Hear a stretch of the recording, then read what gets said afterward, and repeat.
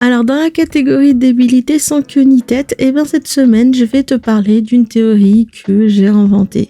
Après, si quelqu'un l'a déjà inventé avant moi, je suis vraiment désolée parce que ce truc-là, je l'ai jamais vu passer. Donc, n'hésite pas à me le dire dans les commentaires. Avant tout, est-ce que ça va? Est-ce que tu as passé une bonne semaine? Alors, ma théorie, c'est hyper simple. Dans les séries, tu as un Golden Child et ou un Hated Child. Tadam! En fait, des fois, quand je regarde des séries, surtout les sitcoms, je peux pas m'empêcher de penser que les scénaristes, ils ont un personnage préféré à qui ils vont donner que des trucs bien, tu vois, et un personnage à qui ils vont donner que des trucs bien dégueulasses. Après, t'as pas forcément les deux dans la même série, mais tu sens qu'il y a à minima un préféré et ou un détesté.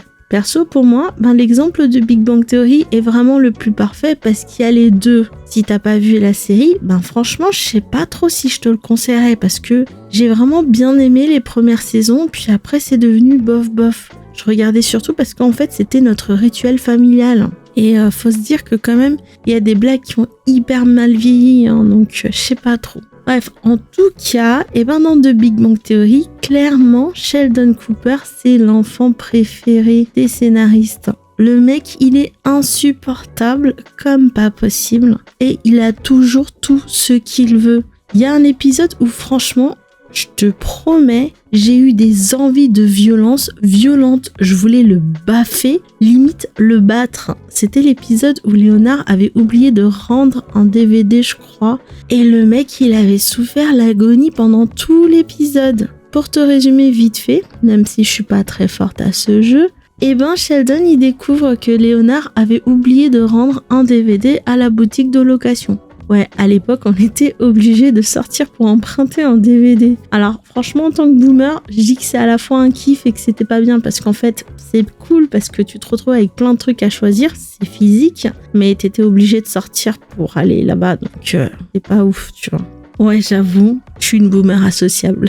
Bref, Léonard, il avoue à Sheldon qu'il lui avait menti toutes ces années pour ne pas le stresser, tu vois, Sheldon, parce qu'il est hyper carré comme personne. Et Sheldon lui dit que Léonard ne peut pas comprendre le stress engendré par ce genre de situation. Et Léonard, tu vois, il s'engage à porter un pull le temps qu'il rende le DVD. La particularité de ce pull, c'est qu'il irrite, mais il irrite sa mère parce que je crois que Léonard il dit au début de l'épisode qu'il va pas du tout le porter parce que ça le gratte et tout ça, tu vois. Bref, Léonard il va porter le pull pendant tout l'épisode et le mec il a carrément des plaques et tout et il est au bout de sa vie et il abandonne à la fin de l'épisode en disant qu'il a pas réussi et que ce pull, il en peut vraiment plus, tu vois. Et le mec il est au bout de sa vie et il a les larmes là qui perlent et tout, c'est chaud patate. Et c'est quoi? Tout ça pour qu'on découvre que Sheldon était au courant tout ce temps. Il savait que Léonard n'avait pas rendu le DVD, donc il avait déjà payé les frais, tu vois, il y a un bon bout de temps, mais qu'il gardait cette histoire sous le coude parce qu'il voulait prouver un point dans le futur. Franchement, quel genre de psychopathe fait ce genre de truc? Il y avait vraiment rien de drôle dans cet épisode, en tout cas sur cet arc-là. Par contre, Sheldon, mais purée, on lui passe tous ses caprices. On s'arrange pour que tout lui tombe sous la main, quoi. Bon, j'exagère, il a peut-être un ou deux caca qui lui tombent dessus, tu vois.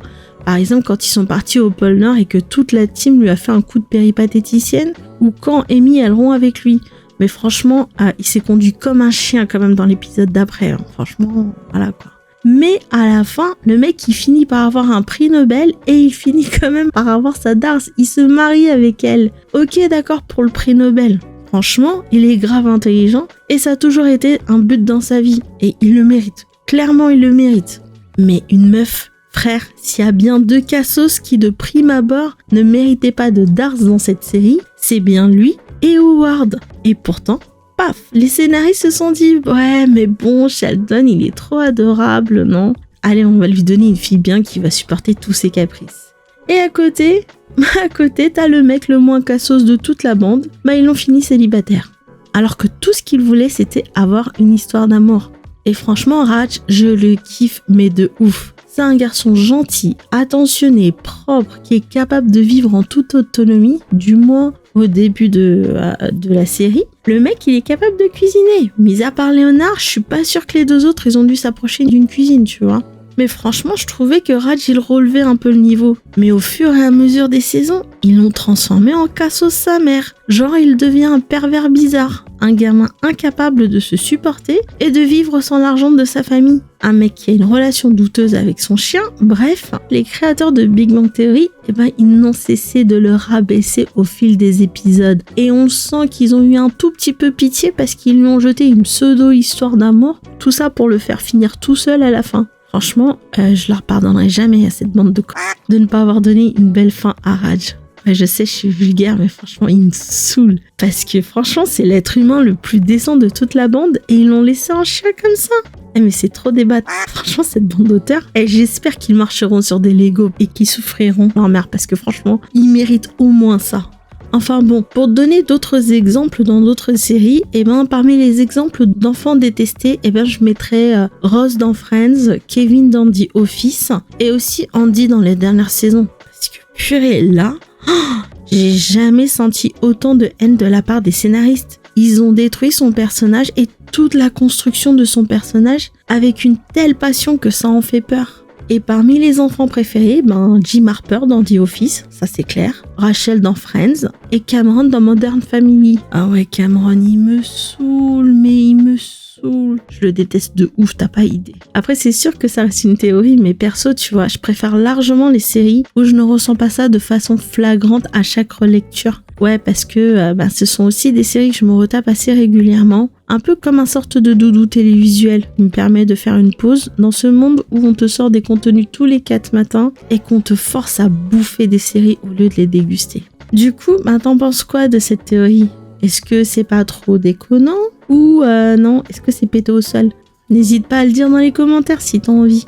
Voilà, ça sera tout pour aujourd'hui. Comme d'habitude, je te souhaite de passer un bon dimanche, une bonne semaine et je te dis à dimanche prochain.